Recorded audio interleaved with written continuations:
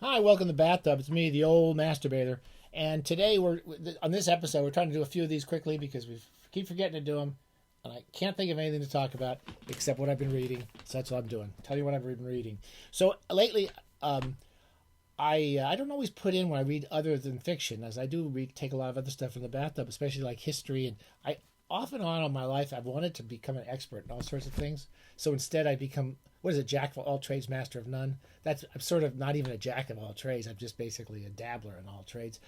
But one of the places I always wanted to become an expert was classical literature. I loved my Greek history class when I was in grade. One of my favorite college classes was Greek history. I had a good teacher, and I loved reading the original source materials. And one of them I read in college. Always wanted to reread. I do a lot of rereading as an old man. Is Herodotus, and then the other one is Thucydides. We've talked about this before. I think we put it in one of our shows. Anyway, these are two of my favorite reads. This is one of the greatest history books I've ever read. It's really fun. Herodotus less so, a little too. I mean, I don't think I read the entirety of Herodotus in college. I think he gave us large excerpts from it, whereas Thucydides we just read all the way through, which you can just sort of do. And when you read it all the way through, you can sort of see why you get a little bogged down. There's lots of varying opinions about, I guess, Herodotus in my lack of expertise. So you guys, many of you can say a lot more than I can. Other than that, again, they call him the father of history, I guess, or it's one of the first major historical records. And he went around talking to a lot of people, particularly descendants of people. Were any of them alive? He talked to descendants of people who had been in the Persian War, and he might have actually talked. I don't know if he talked to them. Anyone who'd actually been in it. I forget the dates now. Anyway, he went around getting stories from people, and he put all the stories together in this compendium, which closes with the last 200 pages or 150 pages, which is about Xerxes coming over to the second Persian War, I think. The first one was Cyrus, maybe, I forget. They do both Persian wars in this, but the second one is the most fascinating one. That's the one you've heard about with Thermopylae, where there's supposed to be 300 Spartans defending the pass. It's the most famous part of it against these huge numbers of armies. And there's lots of information. There's lots of opinions about Herodotus. One of which is that someone called him the father of lies. Someone called him the father of history. Someone else called him the father of lies. And for hundreds of years, people have debated whether anything in this is worth reading. It's a mix of 1001 Nights and a kind of fascinating history. So he throws lots of tales in it. It's filled with digressions, which is one of the reasons I sometimes forget a lot of the stuff that happens. He'll talk about how, for example, Xerxes comes into a town and meets a guy named Bob, and then we hear the history of Bob, like from his whole life, and then in the middle of the history of Bob's life, some ex-wife of his or his grandmother and her life, and then if you forget where you are in the history as it's going chronologically. Anyway, that throws me off. There's lots of amazing kind of tall tales, and Herodotus he doesn't just put everything in, which is a lot of people say he doesn't really fact check or decide which is true and what is myth. He tends to be right what he says. They said Zeus was the father, and he had dressed up like a bull and made love to this woman, and he'll say, I'm not going to judge. It doesn't sound quite true to me. And he'll say that quite a bit. So he's not just swallowing everything he's told, but he doesn't really discriminate either. So it's a mix of fairy tales, legends, and historical passed down information.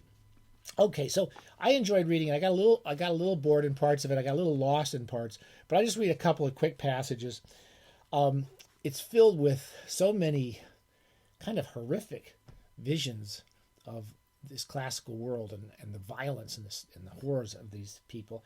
And one of them is the Xerxes comes with the army that's coming over from Persia to go after Athens, and Athens has to get Sparta to help them, and Athens makes some Greek states want to give in to Persia. It's like watching Columbia and Harvard make deals with Trump, right? we don't want to fight him because we don't want him to get mad at us. So they betray all the other universities. There was a lot of countries that wanted to do that and just make a deal with Xerxes, and others wanted to stand their ground. Anyway, as this giant army's coming over, I'll read a little passage of that. There's one point where there's a little aside that Herodotus says here. He says, burying people alive is a Persian custom.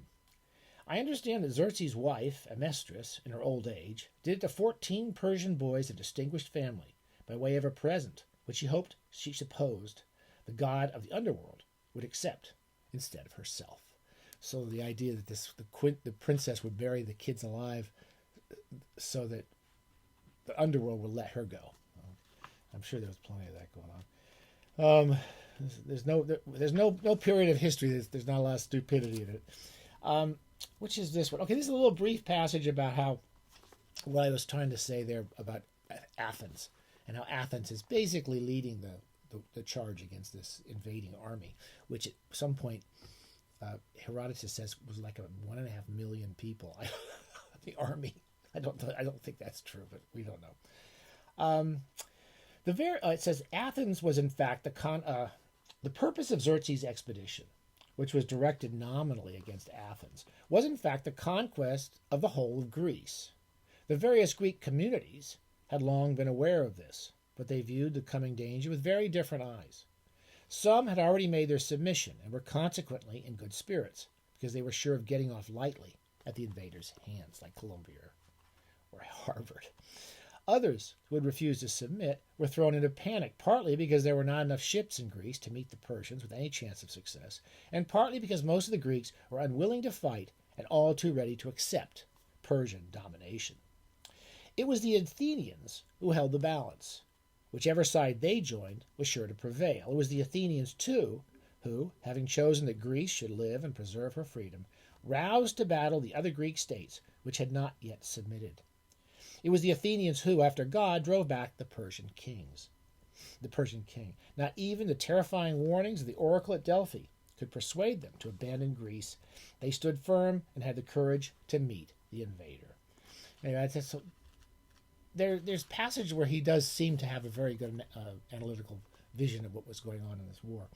One last thing. This is less reasoned or less rational to me. He's just trying to figure out how many people were coming in this war, in this army.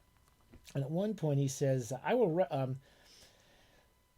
he figures that including the army and all the people who helped them and all the cooks and all the people who take care of the horses, there are 5,283,320 men. And in order to feed them, the daily ration for one man, the daily total consumption, would have amounted to 110,340 bushels, and this without counting what was consumed by the women, eunuchs, pack animals, and dogs. I'm sure the women like being thrown in with the dogs and the pack animals. Anyway, there's this long 2 or 3 pages describing this army, which is, it's out of a CGI science fiction movie. Anyway, I don't know how much, but it's still a lot of fun, great fun in the bathtub.